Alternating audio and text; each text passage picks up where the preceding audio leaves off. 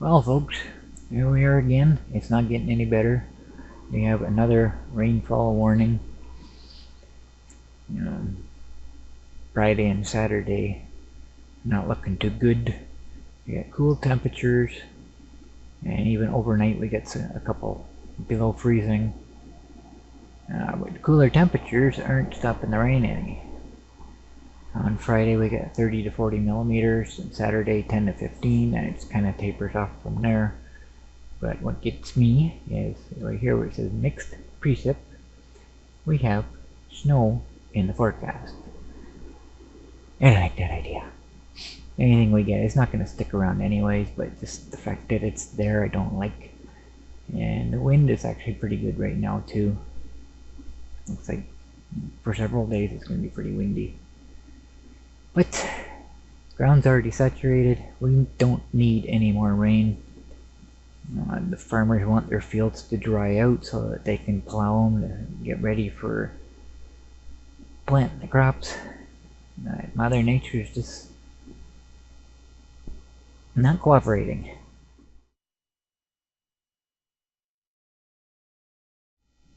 So here's a closer look at our rainfall warning. I'm not going to linger on these because I find these boring to watch, so I'm sure you guys do as well. So I'm just going to go through these really quick here. Heavy rain is expected. The ground already near saturation has little ability to absorb further rainfall. 40 to 70 millimeters of rain expected today through Saturday. The rain will spread into the region this afternoon and is forecast to persist through Saturday as the weather system responsible stalls over the region. The rain is expected to taper to showers Saturday night. With the ground already saturated, there is the potential for local flooding. For information concerning flooding, please consult your local conservation authority, Ontario Ministry of Natural Resources and Forestry District Office. Local flooding in low-lying areas is possible. Don't approach washouts near rivers, creeks, and culverts. Please continue to monitor alerts. These notes. Okay, so yuck.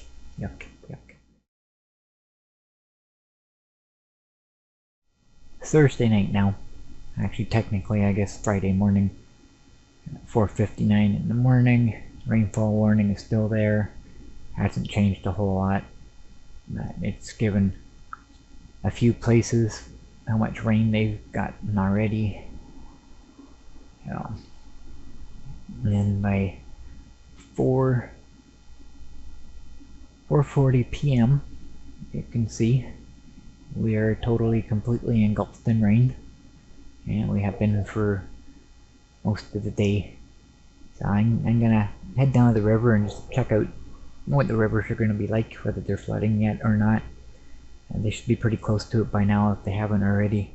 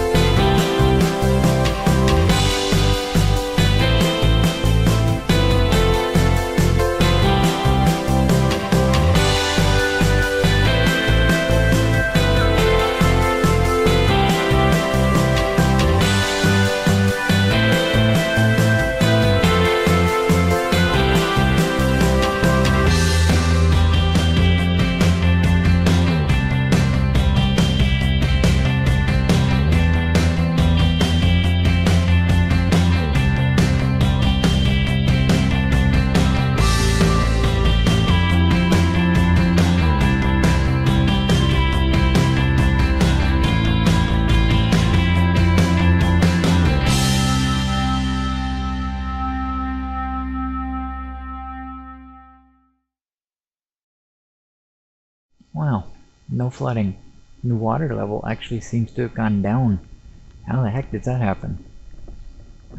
I'm actually kind of disappointed. I'll head out and check the other river.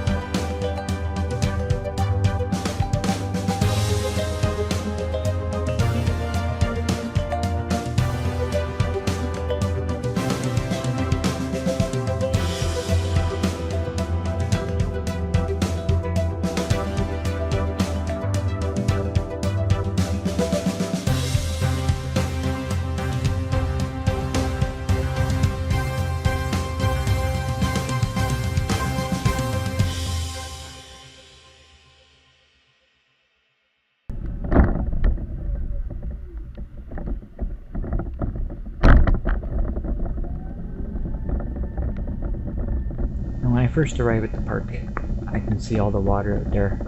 Lots of water down there. But I can see the far end of it isn't connected to the river, so I know the river isn't up in that part at the moment. But the barricade's up, so either it was, or they were expecting it to be. But either way, I couldn't get past the barricade, so I had to find an alternate route. And when I got around there, got down to the parking lot, and just like the other river, this one has actually gone down a bit. So, maybe dams somewhere. just holding the water back, just trying to keep back all the flooding. I'm not sure, but either way, the water level has actually gone down even though we've got more rain.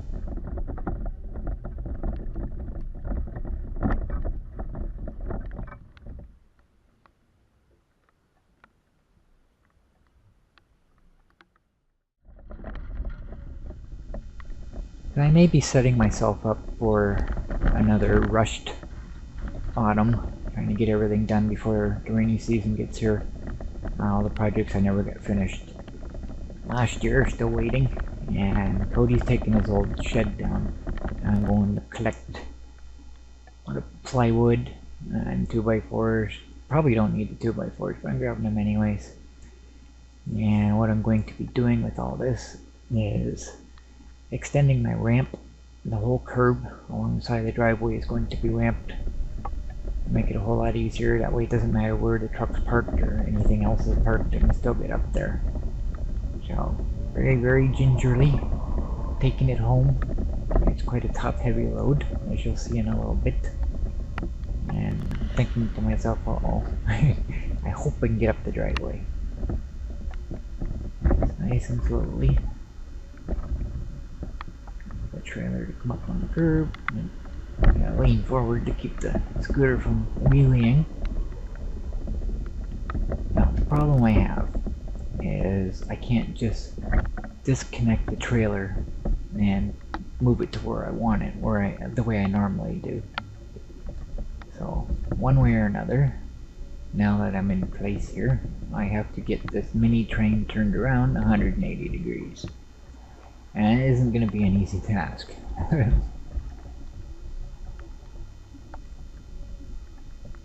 Now, if the whole curb was ramp at this point, it would have been a whole lot easier. But all I have is that one is about 3 feet wide. So now I drive into this area, and this is all mud in here.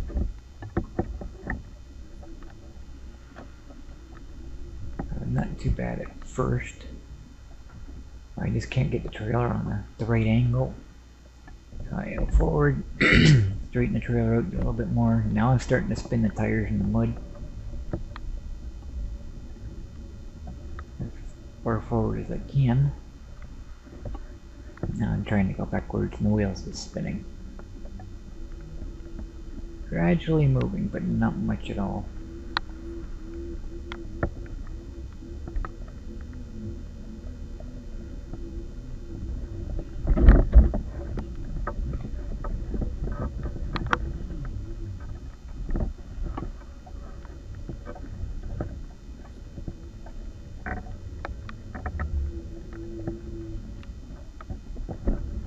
And eventually, I get it free, get the trailer parked, and that's it on the left.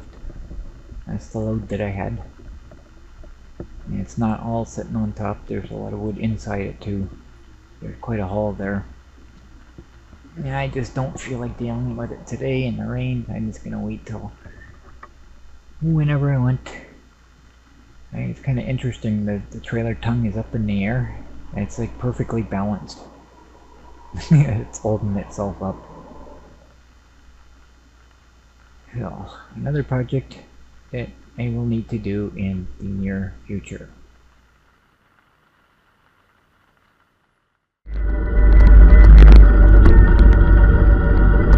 Now at this point I'm already wet, so I'm going to take the monster out for a stroll.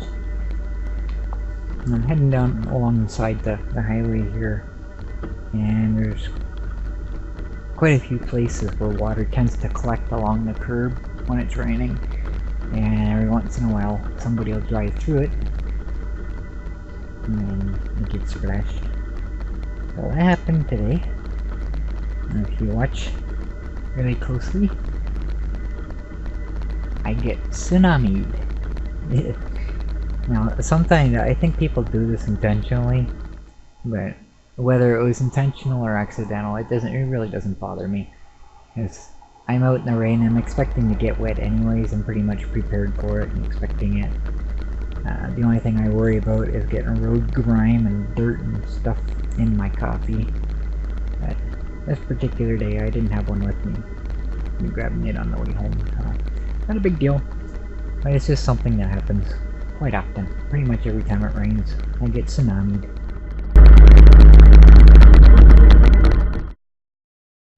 After I get back and get all dried off, and my bedroom all nice and comfy and warm. And looking at my radar map here, and as you can see, we're still covered in rain. And pretty much just us.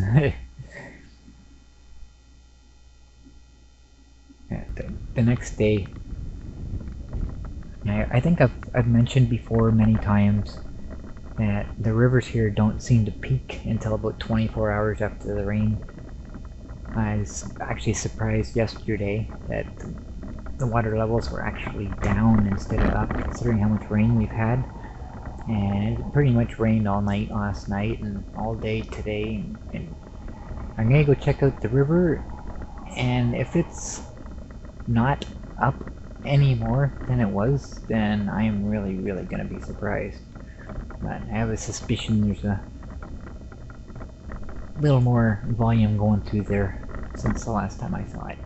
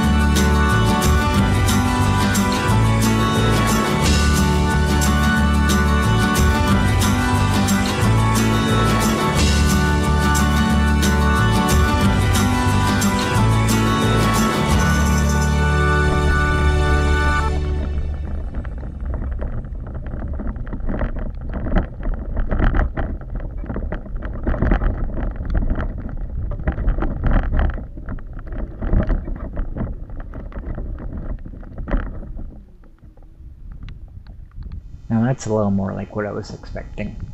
A big difference from yesterday. You can see the water's way out in the field now.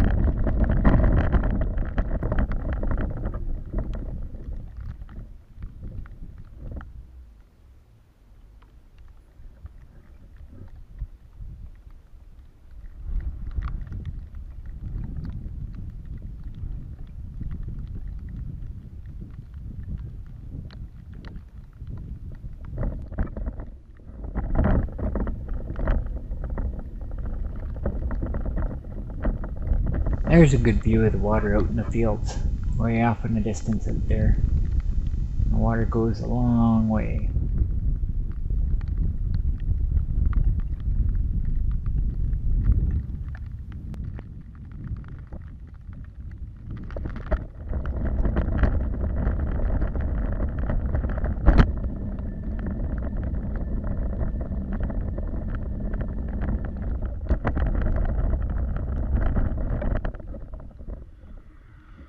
In the last video I explained about the flood channels, the bridges on the rail trail that go over them.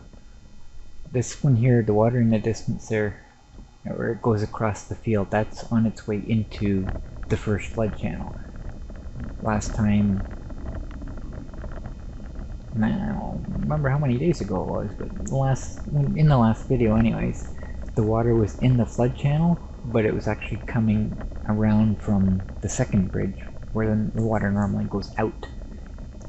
If the water was not up in the field, in this particular spot right here, so the water was not coming into the channel directly from the river at this end. So it was coming from the other side. But today, the water is definitely heading in from the direction it normally comes in from.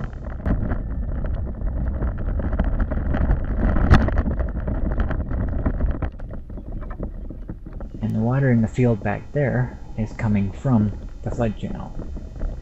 And once the channel gets filled up a little bit, it starts spilling out into this field.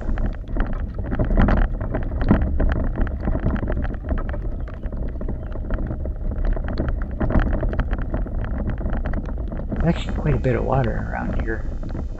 It's up a lot higher than I was really expecting it to be.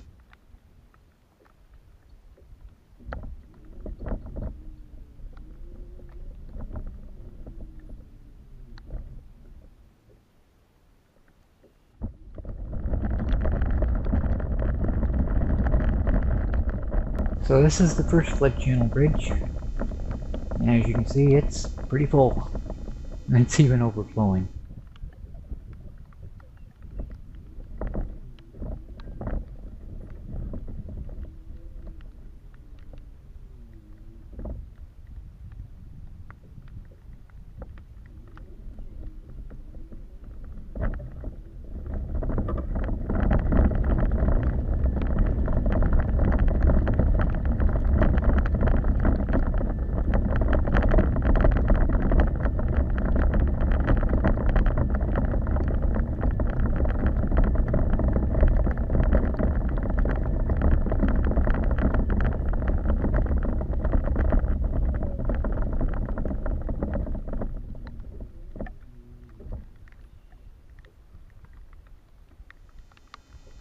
The ditch here alongside the trail is part of the flood channel. And it's almost kind of D-shaped. It goes straight here and then curves around the back end of the field. They're all connected together, and this poor field gets flooded. Maybe it's a good thing. If it gets a little fertilizer that gets washed downstream, gets that into there, and makes it nice for growing stuff, I guess. I planted milkweed in my backyard a few years ago for the monarch butterflies, and I used to go down to the river and get water and bring it up to them, and they were thriving. It was amazing. They were actually taller than me. And the reason I got the idea of using the river water is because down in this area here to the right, actually yes, area to the right here, where I was pointing out all the flood channels that go through that one particular area. It's the ferns that grow down there are absolutely amazing. They're taller than me. I've never seen ferns that tall, and I figured the reason for that is because all this water that gets washed down out of the fields, all the fertilizer and everything's going with it. So they're getting the fertilizer down there. As you can see, this field's pretty flooded. But I just kind of figured, you know, if the river water is making the ferns that good, then we try it on the milkweeds, and it turned out that was a really good idea. Unfortunately, I had no idea that they spread underground, and they got out of control after a couple of years. I had to take them out. So this is the second flood channel. And this is where the water normally flows back to the river after it comes through at the other end. What I discovered the last time the water was up, that the water actually comes out through here first from the river into the field until the other end gets up higher. Then it starts coming in, then it flows back out this side. It's kind of interesting the way it works, but it's all, you know, uphill, downhill, whatever's the lowest point is where the water's going to flow to. It's kind of neat.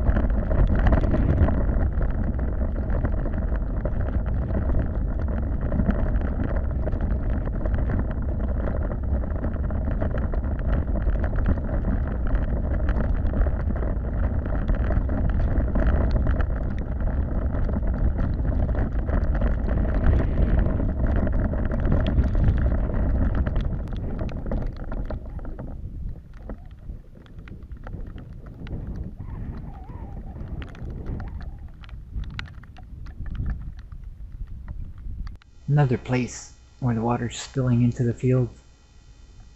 Right in front of me here, that L shape, that's a stream that comes down from the farms. And even it's up a little bit right now.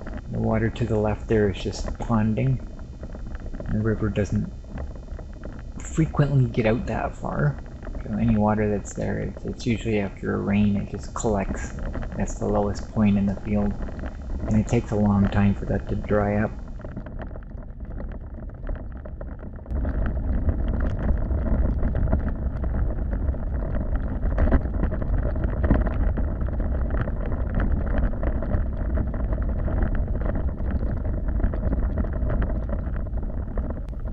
And this is where that little creek makes a little side step. It heads down to the river from there. And as you can see, it's pretty high. The river's actually coming up it instead. And the water on the left is also from the river, from the culverts underneath the trail.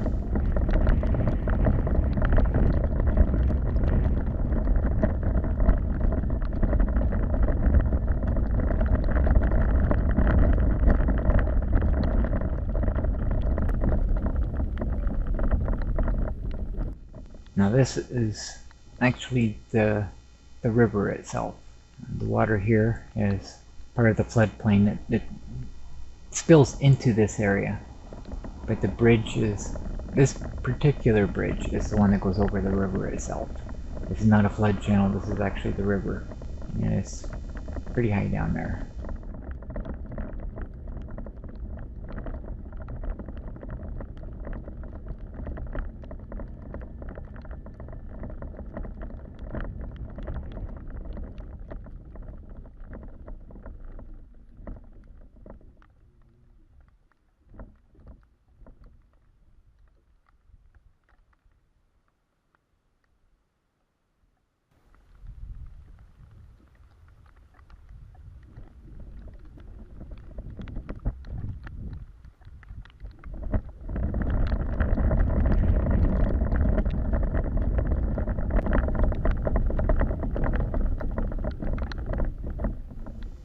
This here is another flood channel. I never explained this one last time, I'm not sure why, but I'll show you the map here. This is where the D-shaped channels are through this field right here, and on the other side there I pointed out that there's all kinds of flood channels all through there. That's where the ferns were growing really tall down in that area. And we get the river right here, and up ahead there's another bridge, and that's another flood channel bridge. And the water flows from the river. It kind of takes a shortcut instead of going out and around everything. It just goes straight across here. Kind of a swampy, grassy area. And From that point, it flows underneath the next flood channel bridge and back to the river.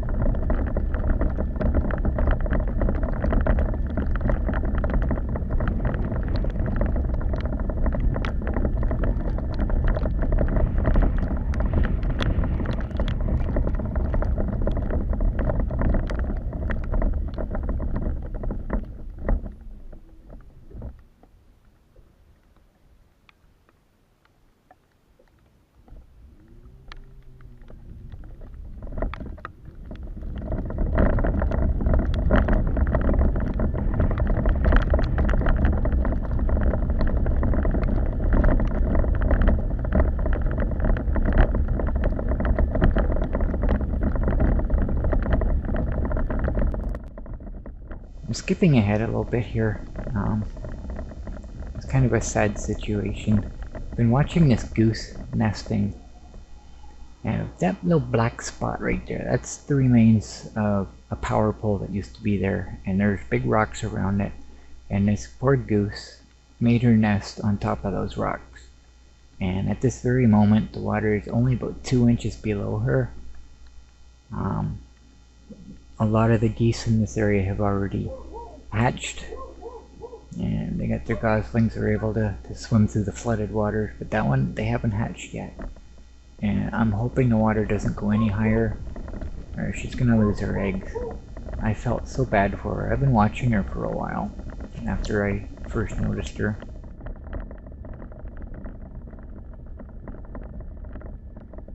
There's lots of water in here.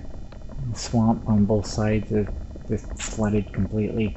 I never mentioned before that this is also a flood channel, sort of, kinda. This bridge, it allows the water in and out of the swamp on the other side. It doesn't flow through one way and then come out somewhere else. It goes in, and then when the water starts going down, it comes back out the same way. And there's a lot of water down in there.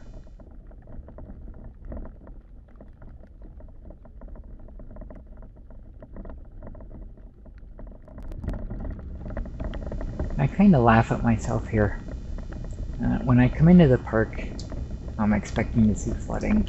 Before I can actually see it, the suspense just gets to me. It's like, what am I going to see? What am I going to see? It almost gives me butterflies. So I finally come around the corner here and I can actually see what's happening. And the park is definitely flooded.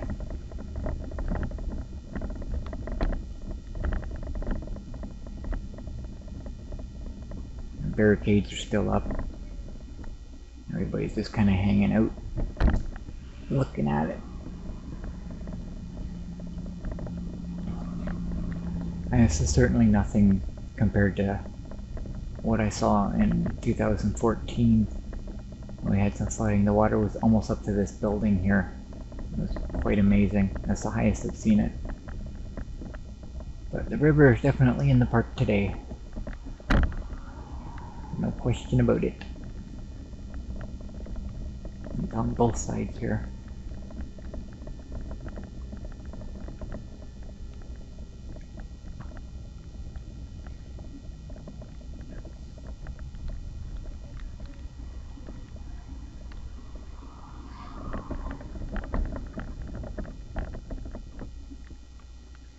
This is about what I expected to see. Nothing more, nothing less.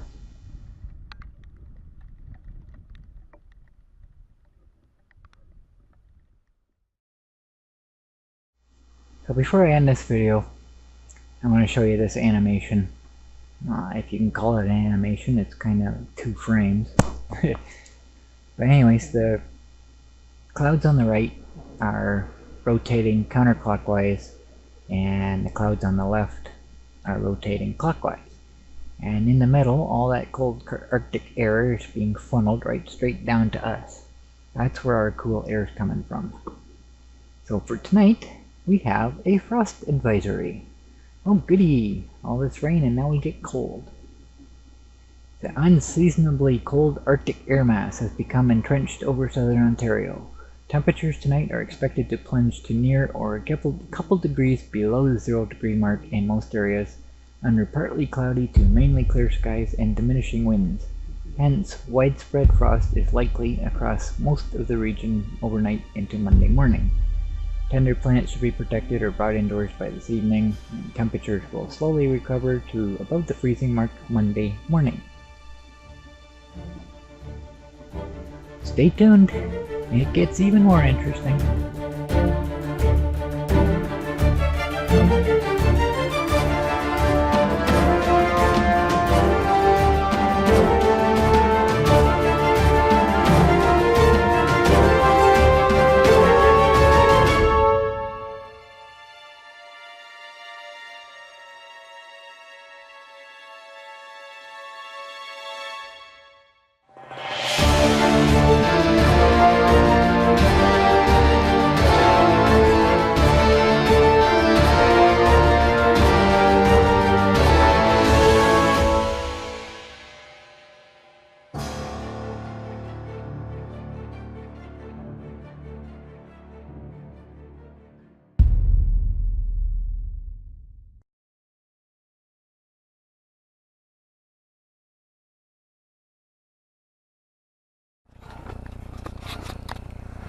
So it's not really going anywhere, but it's toast. There's nothing holding it in there but the wire. So there goes number 2.